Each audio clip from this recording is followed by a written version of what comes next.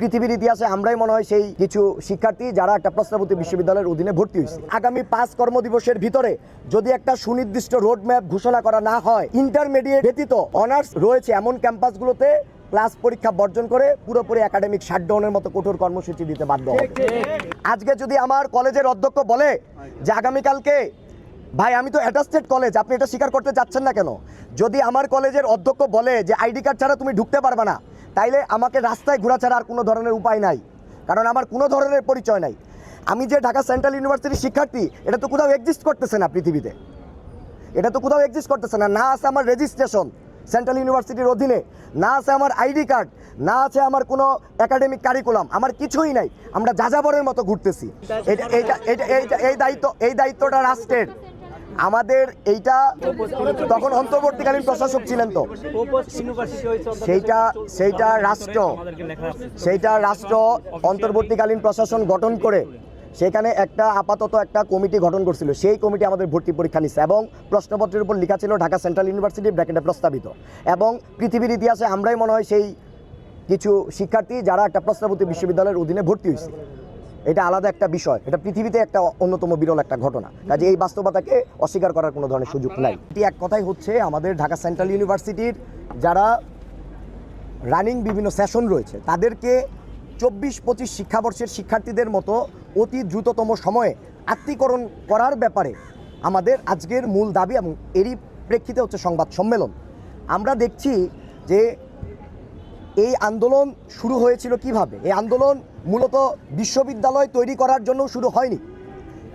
এই আন্দোলন শুরু হয়েছিল 22-23, 21-22, 23-24 সহ যে রানিং ব্যাচগুলো রয়েছিল তাদের যে বিভিন্ন একাডেমিক সংকট, তাদের যে একটা বিভীষিকাময় পরিচয়হীন একটা অবস্থা, সেই বিভীষিকাময় বৈষম্যহীন একটি শিক্ষা ব্যবস্থা, একটি শিক্ষা জীবন নিশ্চিত করার জন্যই তাদের আন্দোলন এবং লড়াই সংগ্রাম ছিল।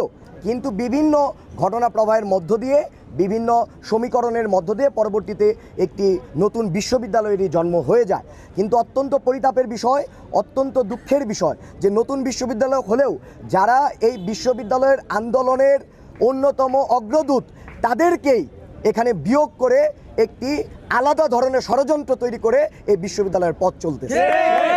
কাজেই আমরা যেহেতু 2024-25 শিক্ষাবর্ষের শিক্ষার্থী, আমরা অত্যন্ত কৃতজ্ঞ চিত্তে আমরা আমাদের এই আন্দোলনের যারা অগ্রগামী রয়েছে তাদেরকে স্মরণ করতে চাই, এবং আমরা চাই যে এই বিশ্ববিদ্যালয়ের শুরুতেই যেন একটি বৈষম্যমূলক অবস্থান তৈরি না হয়। সেই জন্য আমরা যখন যে সমস্যাটা হবে ঠিক সেই মুহূর্তে, অর্থাৎ এই যে এখনকার যে সংকট এই মুহূর্তে সমাধান করার ব্যাপারে আমরা 24-25 সংকটটা হচ্ছে যে আমরা দেখলাম যে 2022-23 শিক্ষাবর্ষে সমাজবিজ্ঞান বিভাগের শিক্ষার্থীদেরকে একটি কোর্সে 100 জনেরও বেশি গণহারে ফেল করেছে।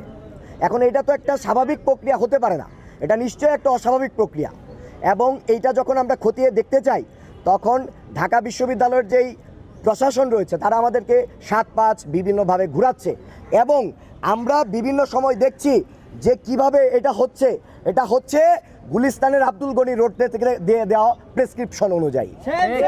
যদি আমরা বলে দিতে চাচ্ছি যে আগামী 5 কর্মদিবসের ভিতরে যদি একটা সুনির্দিষ্ট রোড ম্যাপ ঘোষণা করা না হয় এই আত্মীকরণের ব্যাপারে, তাহলে যদি শিক্ষার্থীরা আবারও রাজপথে চলে আসে তাহলে সেটার দায় শিক্ষামন্ত্রী আহসানুল হক মিলন সহ শিক্ষা সম্পর্কিত সকল কর্মকর্তা ব্যক্তিদেরকে এটার দায় নিতে হবে।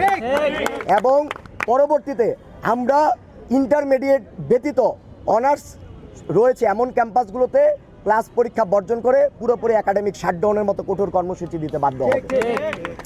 এবং আমরা বলতে চাচ্ছি যে আমরা আগামী 5 দিন সময় দিচ্ছি।